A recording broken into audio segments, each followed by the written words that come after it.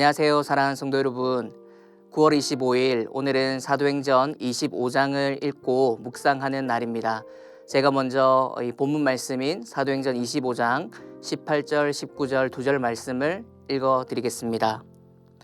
원고들이 서서 내가 짐작하던 것 같은 악행의 혐의는 하나도 제시하지 아니하고 오직 자기들의 종교와 또는 예수라 하는 이가 죽은 것을 살아있다고 바울이 주장하는 그 일에 관한 문제로 고발하는 것뿐이라. 아멘. 우리가 읽고 묵상하고 있는 책 이 사도행전은 성령행전이라고 부를 수가 있죠.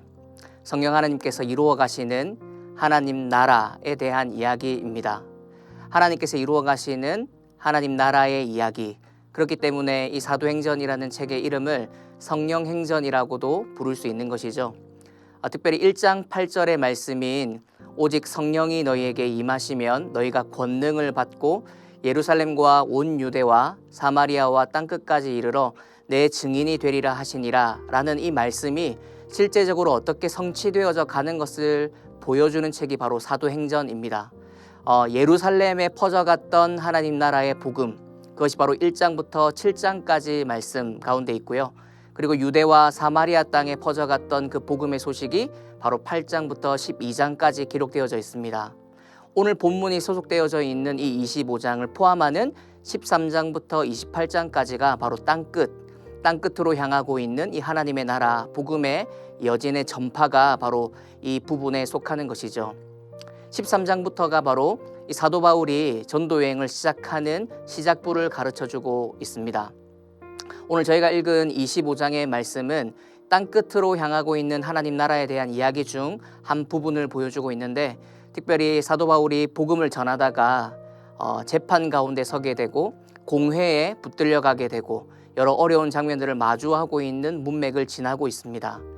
25장의 어떤 구조나 내용을 전체적으로 살펴보게 되면 유대 총독으로 신임받았던 다시 이렇게 세워지게 된 베스도라고 하는 이 총독이 바로 이 사도 바울을 재판하는 장면을 전체적으로 보여주고 있는데요. 이 베스도는 부임한 지 3일 만에 대제사장들과 유대인들의 고소를 듣게 됩니다. 이것은 그 전에 총독이었던 벨릭스라는 총독이 구류해둔 사건이었죠. 그것은 바로 이 사도 바울을 예루살렘으로 옮겨달라, 유대인법으로 처리하게 해달라라는 그들의 요구 때문이었습니다. 왜냐하면 이 대제사장들과 유대인들은 이 바울을 예루살렘으로 옮겨줄 때 그때를 이용해서 매복했다가 그냥 죽이려고 했던 계략이 있었기 때문이었죠. 사도 바울은 이 총독에게 자기의 무죄를 주장했고 가이사에게 상소하는 장면이 바로 이 25장의 이야기 가운데 나오고 있습니다. 그래서 이 베스도는 사도 바울을 재판하지 않고 조금 미뤄두다가 며칠 후에 헤롯 아그리빠 왕과 버니게가 자신에게 인사로 왔던 그 시간을 빌어서 이 바울의 사건과 이야기를 그들에게 들려주게 됩니다. 이후에 나온 내용이겠지만 이 사도 바울은 이 헤롯 아그리빠 왕과 버니게 앞에서도 부끄러워하지 않고 담대한 하나님 나라 이야기, 복음을 이렇게 전하고 있는 모습을 우리는 볼 수가 있죠. 사랑하는 성도 여러분, 우리가 읽은 이 25장의 18절과 19절은 핵심이 무엇이냐면 이 바울을 고소하는 이 사건에 대한 신임 총독이었던 베스도의 마음과 생각에 대한 내용을 알려주고 있습니다. 오늘 본문 말씀 18절을 제가 다시 한번 읽어보면요. 원고들이 서서 내가 짐작하던 것 같은 악행의 혐의는 하나도 제시하지 아니하고 19절 오직 자기들의 종교와 또는 예수라 하는 이가 죽은 것을 살아있다고 바울이 주장하는 그 일에 관한 문제로 고발하는 것뿐이었다. 이렇게 이야기를 하고 있죠. 그러니까 이 바울을 고소했던 이 사건에 대해서 신임 총독이었던 베스도의 마음이 무엇이었냐면, 첫 번째로는 바울은 죄에 대해서 혐의가 없었다라는 생각을 가졌다라는 것입니다.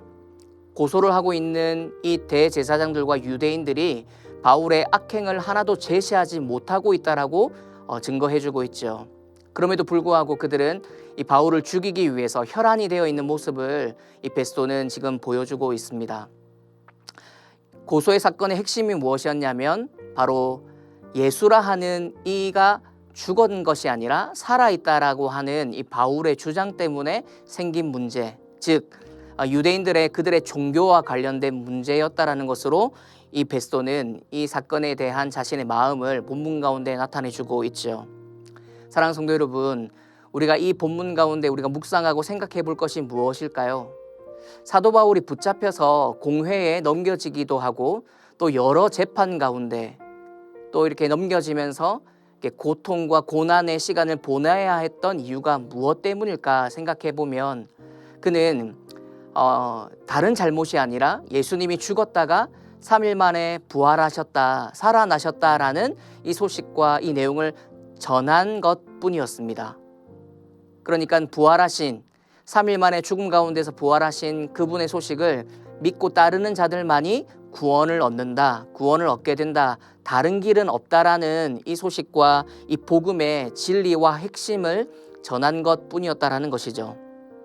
사도 바울은 어렵고 힘든 상황 속에서도 이렇게 전할 수밖에 없었던 이유가 있었습니다. 왜냐하면 그것은 13장부터 시작되는 전도 여행을 떠날 수밖에 없었던 하나님의 강력한 부르심과 또 사도행전 9장에서 만났던 예수 그리스도의 음성, 자신을 핍박하는 예수의 음성을 듣고는 변화된 자신의 삶을 봤을 때 사도 바울은 어렵고 힘든 상황 속에서도 이 복음의 소식, 하나님 나라 소식을 전할 수밖에 없었던 것이죠. 오늘 살아가는 우리들에게 교회를 다니지 않는 기독교에 믿음이 없는 사람들이 간혹 이렇게 질문할 수도 있습니다. 왜 기독교여야만 합니까? 왜 예수밖에 길이 없습니까? 라고 묻는 사람들이 있지요. 사랑하는 성도 여러분, 이런 질문들 속에 우리가 할 수 있는 대답이 무엇일까요? 예, 그렇습니다. 예수뿐입니다. 기독교만이 진리이고 기독교만이 살 길입니다. 라는 말을 할 수밖에 없는 사실이라는 것이죠. 왜냐하면 오늘 본문 사도 바울이 처한 이 상황 속에서 사도 바울이 저질렀던 잘못이라고 하는 유대인들의 고소의 현실은 예수님이 죽었다가 3일 만에 부활했고 그분을 믿어야만 구원받는다라는 이 소식을 전한 것뿐이었기 때문이지요. 오늘 본문을 통해서 오늘 말씀을 정리하면 첫 번째로 우리는 이것을 깨닫게 됩니다.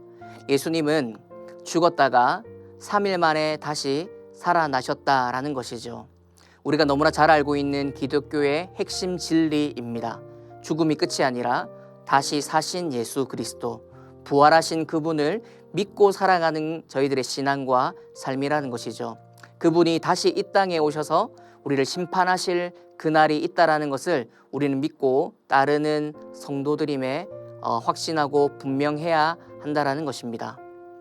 따라서 두 번째 이 말씀 가운데에 우리 교훈은 예수님 외에는 구원받을 수 있는 길이 전혀 없다라는 것, 오직 예수님뿐이라는 사실을 다시 한번 기억하게 됩니다.